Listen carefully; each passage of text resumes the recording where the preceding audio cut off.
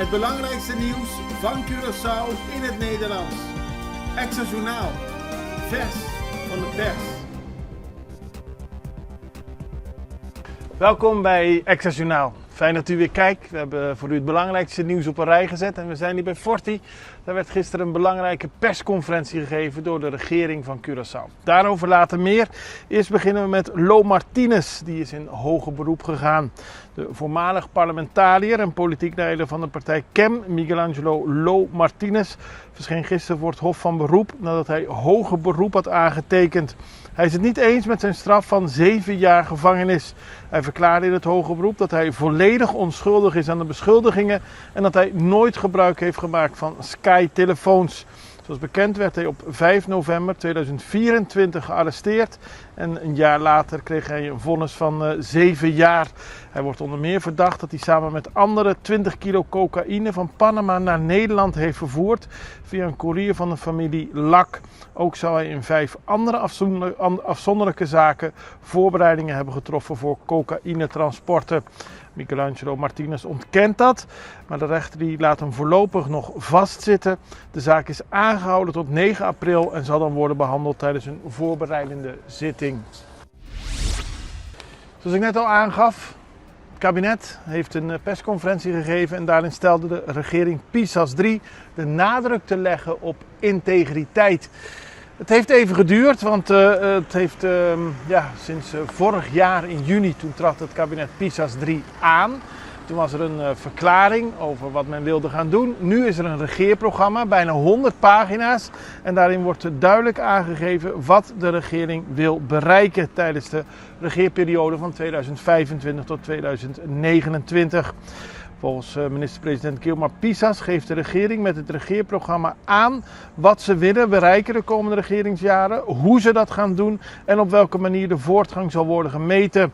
Voor het vaststellen van doelen en prioriteiten heeft de regering gebruik gemaakt van 6 fundamentele elementen die samen de visie van elk ministerie omvatten.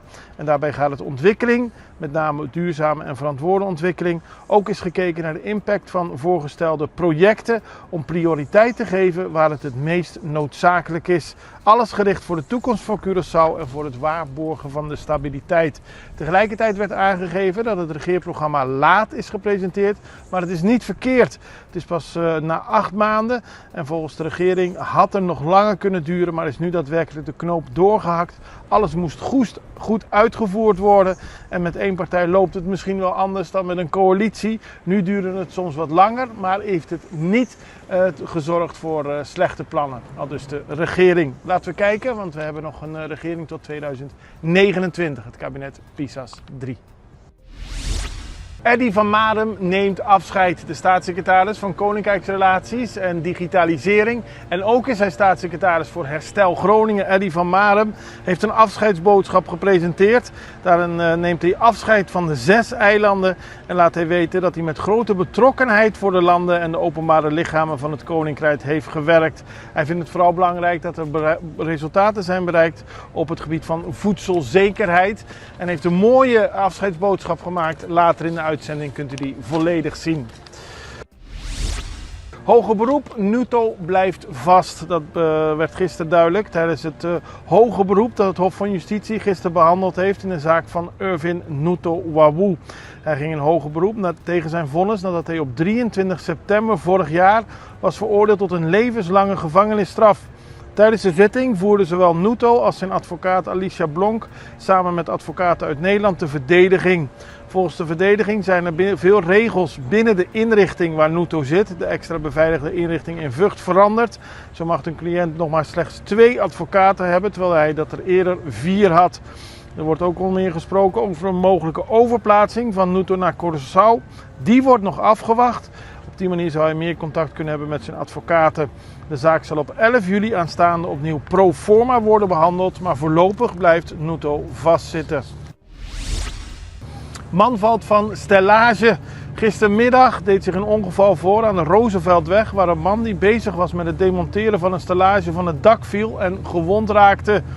Politie van Rio Canario en een ambulance gingen met spoed naar de locatie om het slachtoffer hulp te verlenen. Bij aankomst troffen zij een man liggend op de grond aan. Die klaagde over hevige inwendige pijn. Ook was zijn arm gebroken. Hij kreeg eerste hulp en werd naar het ziekenhuis gebracht. Zoals bekend heeft het team van de Precario laten weten dat alle stellages uiterlijk aanstaande zondag om 3 uur 's middags moeten zijn gedemonteerd en opgeruimd. Als dat niet gebeurt, verliest de betreffende houder zijn Precario-vergunning. Dus daarom wordt er nu heel hard gewerkt om alle mooie stellages langs de carnavalsroute weer af te bouwen. Brand in huis aan de Triangelweg geblust. Gisteravond kreeg de brandweer een melding dat er een woningbrand was aan de Triangelweg. De brandweer ging kijken en daar zagen ze dat het brand inderdaad in het huis bezig was. Die konden ze onder controle krijgen en blussen. Het lijkt erop dat de bewoner van het huis bezig was met het verbranden van kabels. Op die manier kon hij zeg maar de koper die in die elektriciteitskabels zit eruit halen. Maar op een gegeven moment werd het vuur zo groot dat ook het huisje in de achtertuin in brand werd gezet. Ongeluk op de Caminha Mitologia. Gistermiddag ging de politie met spoed naar de Caminha Mitologia omdat ze een melding hadden gekregen van een ongeluk met een laadbak. Die was omgeslagen en er was een personenauto ook bij betrokken. De met aarde geladen dumptruck kantelde en botste tegen een elektriciteitspaal die daarbij in tweeën brak. Agenten sloten het gebied af omdat er veel elektriciteitskabels op de grond lagen. De vrouwelijke bestuurster van de auto raakte licht gewond. Het ambulancepersoneel heeft haar onderzocht en doorverwezen naar haar huisarts. Er werd verzocht om de aanwezigheid van personeel van Aqualectra om de situatie met de elektriciteitspaal en de kabels af te handelen. De politie heeft de zaak in onderzoek. En wij, ik zet even mijn bril recht, nemen even een break, zijn zo bij u terug. Extra in Nederland. Van Amsterdam tot Arnhem, van Groningen tot Maastricht, Extra is erbij. Volg Extra Digitaal en blijf op de hoogte van de belangrijkste ontwikkelingen in Nederland. Extra Digitaal is te zien op verschillende platforms en kanalen zoals WhatsApp, YouTube, Facebook, Instagram en ook TikTok. Wilt u ons op de hoogte brengen van een evenement of iets doorgeven? Neem contact op via WhatsApp, e-mail, Facebook of bel gewoon 06 1364 2945. Volg of abonneer je op Extra Digitaal. Klik aan en volg ons.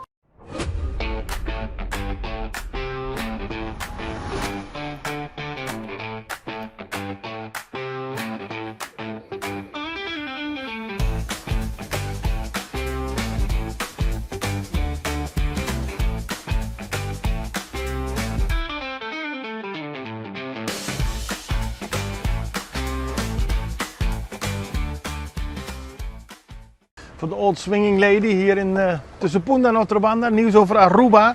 Dat schittert namelijk op de catwalk in New York. De Arubaanse overheid schreef deze week dat Aruba schitterde op de New York Fashion Week.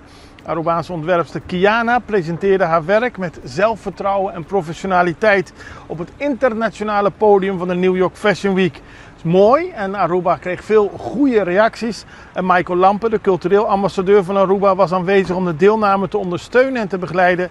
En zei erg trots te zijn dat de ontwerpster Aruba daarmee op de wereldmap heeft gezet. We gaan dan naar Eddie van Marem, die heeft een mooie video gepresenteerd. Afscheidsboodschap, laten we daar naar kijken. Hij heeft er echt werk van gemaakt. Mooi beeld van alle 6 eilanden in het Caribisch gebied. En een afscheid van de staatssecretaris, want maandag komt er een nieuwe regering in Nederland. Ja, het zit erop. Einde van mijn periode als staatssecretaris. En waar ik begon als staatssecretaris Herstel Groningen, kreeg ik de mooie portefeuille Koninkrijksrelaties erbij. We hebben het heel vaak over de eilanden in Nederland. Maar elk eiland heeft zijn eigen dynamiek, zijn eigen zaken wat er moet gebeuren, maar ook de eigen problemen. Ja, we hebben op Sint Maarten natuurlijk hele mooie dingen kunnen zien, maar ik ben ook ontzettend blij dat daar nu ook de eerste stenen gelegd worden voor een nieuwe gevangenis. Als je wat verkeers gedaan hebt, dan moet je een tijdje opgesloten worden, maar dat moet wel op een menswaardige manier. En daar hebben we nu de belangrijkste eerste stap voor gezet. Curaçao, grote eiland, in de periode dat het met Venezuela niet goed ging, hebben we elkaar opgezocht en hebben we geprobeerd om dingen samen te doen. Ja, en die samenwerking is gewoon ontzettend belangrijk. Aruba, ja, bijzonder plekje in mijn hart. Ik heb natuurlijk ook minister-president Eeman heb ik hier in Groningen gehad. Waar wij in Groningen ons beschermden tegen het water door omhoog te gaan, zag je in Aruba dat de inheemse bewoners daar juist de slinker zochten om het water te vinden om de landbouw te kunnen bedrijven. Het is natuurlijk ontzettend mooi dat we ook met elkaar hebben kunnen werken aan de wet houdbare overheidsfinanciën en dat daar ook de goede kant op lijkt te gaan.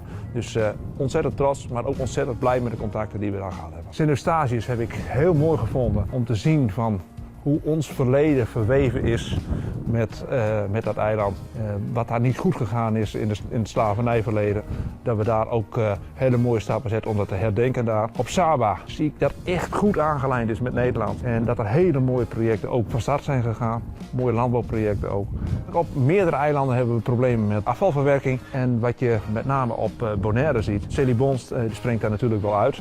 Toch denk ik dat we met het bestuurscollege een aantal significante stappen hebben gezet in de goede richting.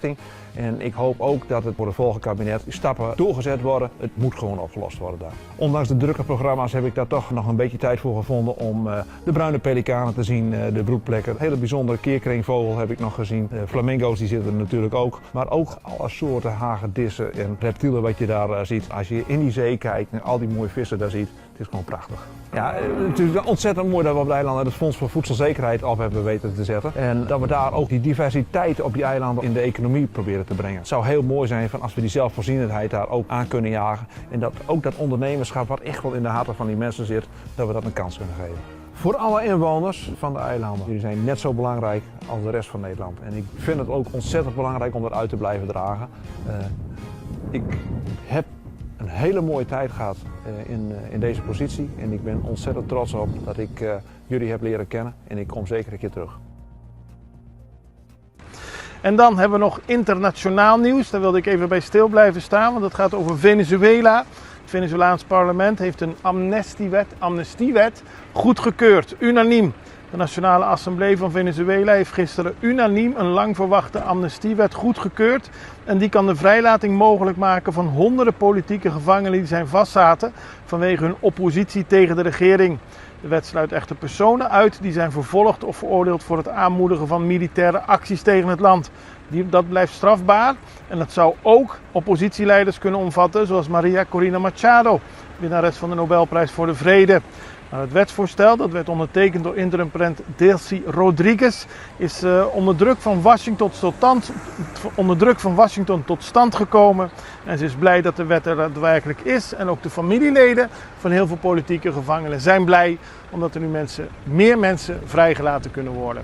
Daarmee zijn we aan het einde gekomen van deze aflevering van Extra Journaal. Ik wens u een heel prettig weekend. Tot maandag. Dag.